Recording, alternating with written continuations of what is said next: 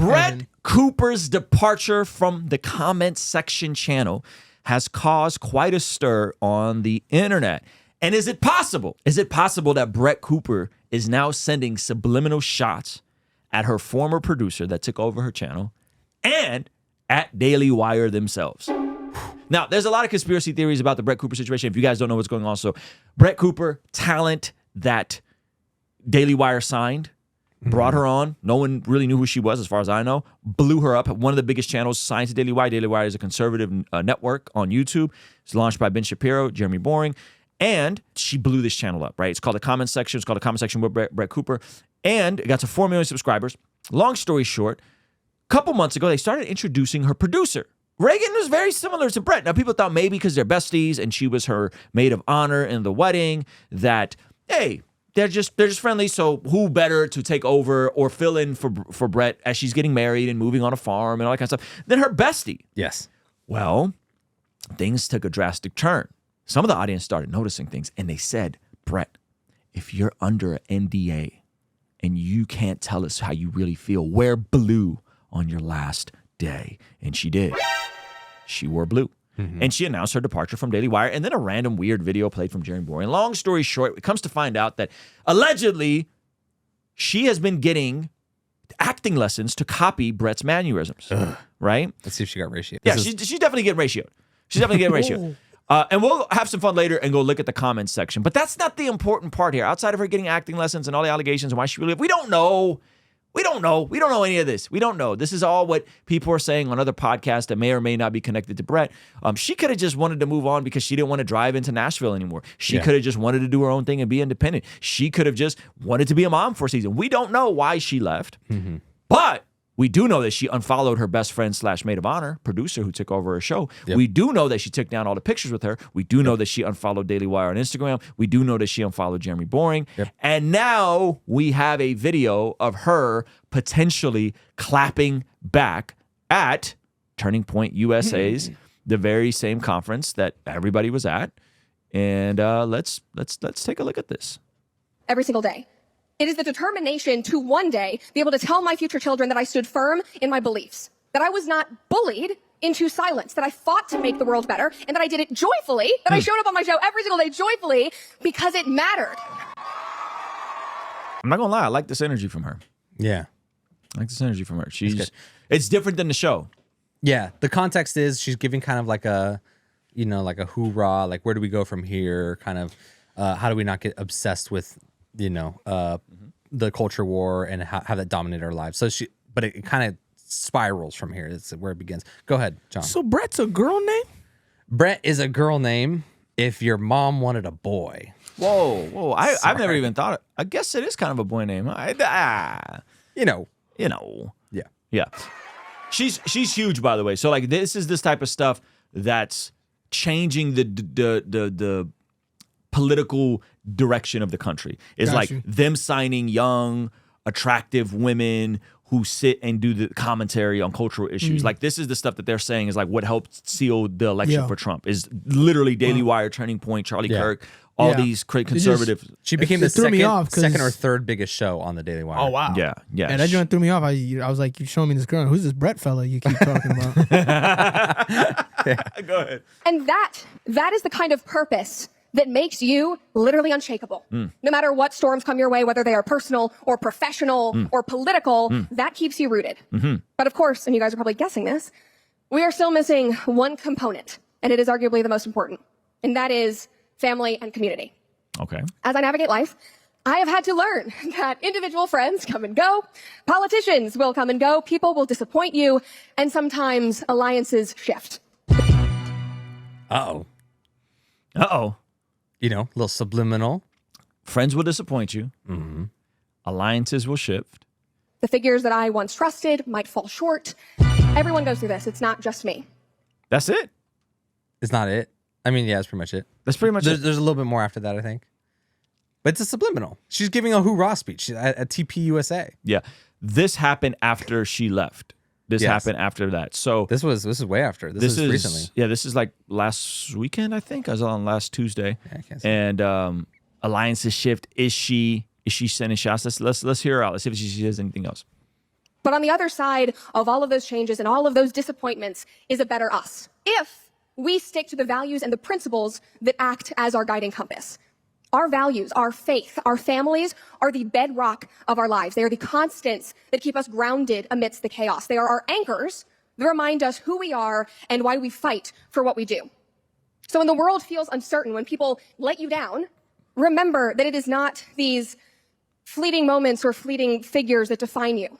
It is the legacy that you build through your actions, through your convictions, and through the love that you cultivate with those around you. Yeah. Yeah, so she letting it slip a little bit that it definitely was not a Amicable, mutual situation. you know, I'm just moving on to different things. It's a new season of my life. Hint, hint, hint. So I would say this probably validates the wearing blue thing. Like she really was playing into that, and she kind of roasts them. This new channel, this new girl flopping. Oh yeah, this is really bad. This is sad because here's the thing. Who is the new age guy? I can't remember. I watch this stuff we reacted to stuff before. New age guy, long hair, ginger guy, JP Spears. Yeah. So he had a really good take on this, and he was like, "Look, the only thing that Daily Wire potentially did wrong here is if this girl actually got acting lessons to match her mannerisms." Yeah. Like that's the part where they really fumbled because you're not a network. You're not CNN and Fox. The reason why this channel even blew up is because people felt connected to a person. Yes. Not Daily Wire, not a brand. This is new media versus old media. Fox, you can rotate anybody. You could put anybody in that rotation. And you got to kind of have CNN, that journalistic voice and that flow for Fox News. Yes. And you're just a copy paste. Yep. Here is something totally different. So the comments section, which is it used to be conversation with Brett Cooper. I mean, she's losing hundreds of thousands of subscribers are gone. So it looked roasted like we were in the going comments. back. It looked like the average of views of Brett Cooper's old videos on this channel were around 300 to 500,000 with plenty of breakouts in the millions. And now she is a few episodes in, and like the high she is getting is probably 158. And then it'll go as low as 36, 70, 52. She cracked 100,000 there. Yeah, cracked 100,000 a couple of times, but it's even at 100,000 views, she's still doing 3 to 4 times less views than Brett Cooper was averaging. Yeah, go to her comment section, and I think people are saying stuff like, I just go to this channel just to go to the comment section now. Yeah, so she's getting flamed. They're called the comment section and is ignoring the comment section. RIP the comment section. We miss you, Brett. So who's here in the comment section just to read comments about the comment section? Dang, they're roasting. Yeah, the elephant in the room isn't getting any smaller. I honestly don't think trying to copy Brett's mannerisms was the best approach. The comment section's death date is almost here. The only thing dying is the Daily Wire views and subscribers. Ironic. Sheesh, they're just like one after another, man. There's no break. They're not all chilling. gas. Yeah, it's not good. Yeah, is it me or have the videos gotten shorter since the rumor started? The way the comment section is pretending their comment section doesn't exist. I guess not every producer understands their own show. This is just. Yeah. This girl also she's gotta be struggling. Yeah. So this this was her maid of honor.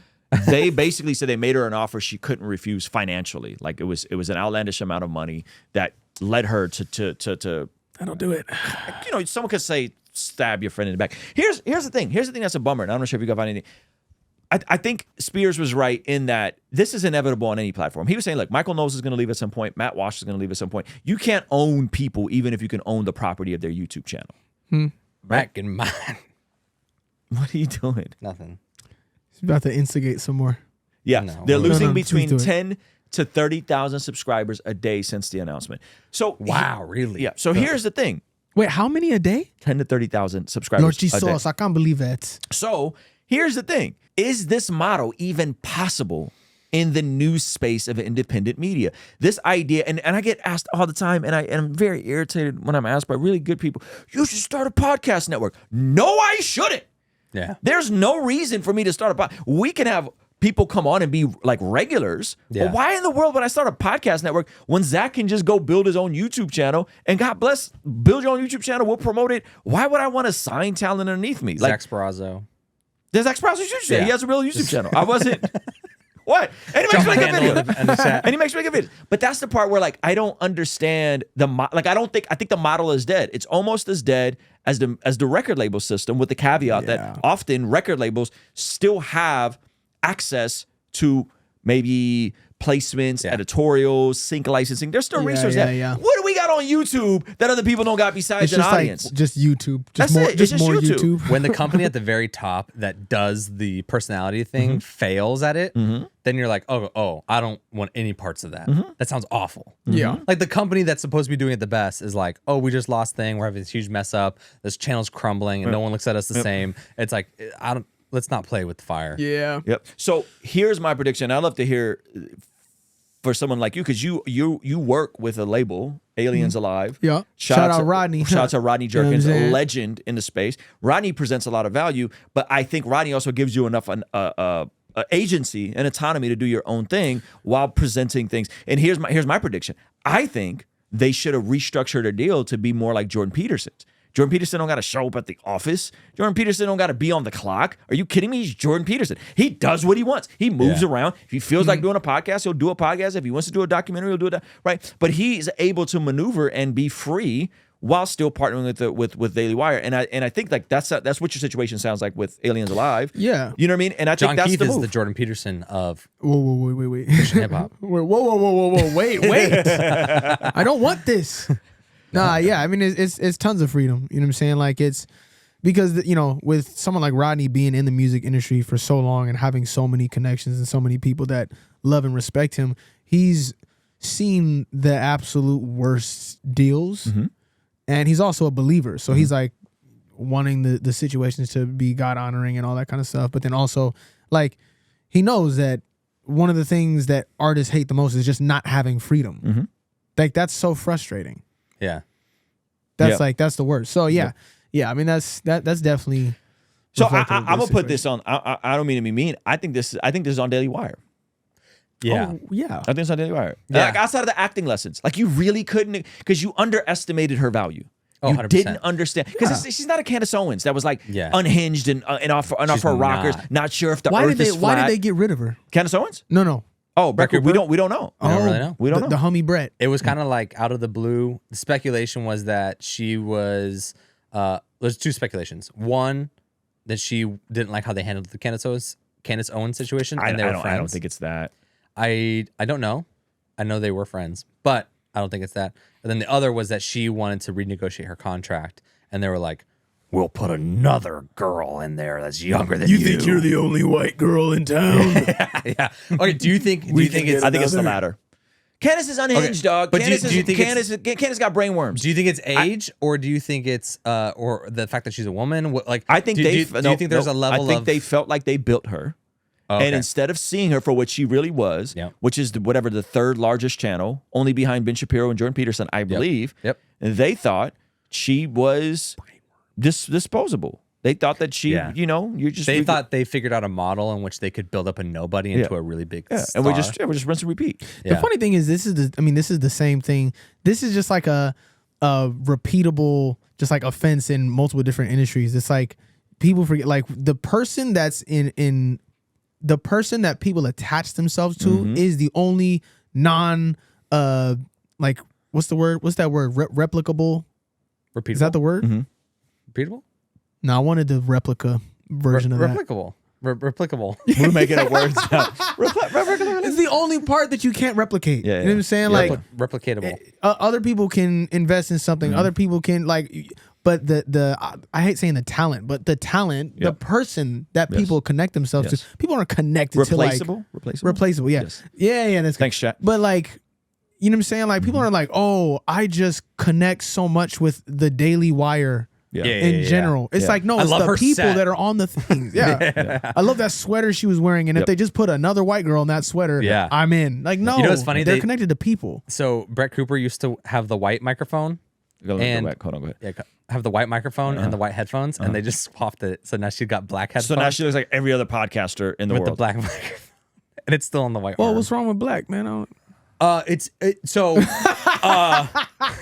What I meant by that was Yeah.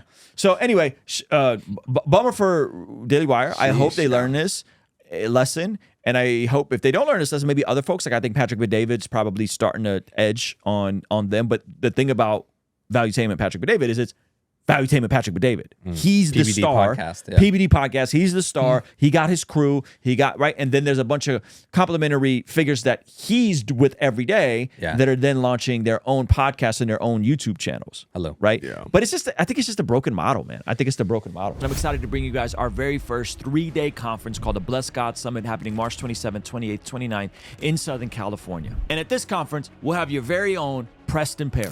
Me as an evangelist, I've made it up in my mind that I'm not going to leave people with an excuse not to serve Jesus. Dr. Sean McDowell. If there's one thing Christians should care about, it's truth. Our vision with this conference is to equip, empower, and inspire people to do the work of the ministry that God has for them in this time. And at this conference, we'll have your very own Alan Parr and his wife, Jim Parr. The number one reason, people want to get divorced because they want to find someone else who can make them happy. Now, what they don't realize, they're chasing the wind. John McCrae from What Do You Mean? What you may be shocked, or you may not be shocked to know, is that the majority of Christians in America, they don't know how to articulate the message of the gospel to non-believers. Lila Rose. Love and marriage go together, that sex and marriage go together, that sex can bring life into the world, and that's an amazing thing, that's not a bad thing. Trizzle Fitness. Most people fail at dieting because they're just trying to lose weight too fast. What are you in such a rush for? But where a lot of people get stuck is figuring out what it looks like to walk in that. And so these 3 pillars of our conference will be covering everything from apologetics to family in the home and the marketplace, and how you can lean into those 3 pillars to discover your calling on this side of eternity.